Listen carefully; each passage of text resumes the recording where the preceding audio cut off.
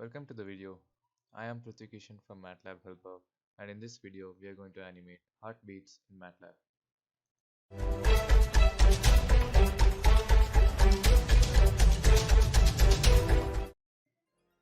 We will now examine the code to animate heartbeats in MATLAB.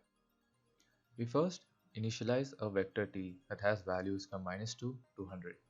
We then create a three-dimensional grid using the ndGrid function and pass 3 t's as its input parameters and save it in vectors y, x, and z.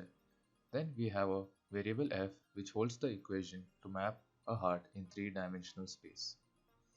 Then we set the color map to red by giving the values 100, which are the values for RGB respectively.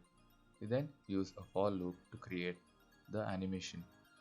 We can now run the code.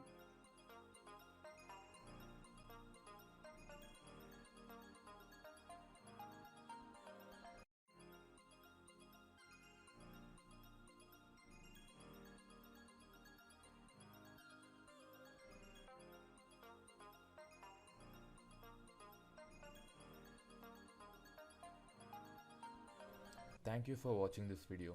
Do like this video if you found it helpful. If you have any queries, post them in the comments or get in touch with us.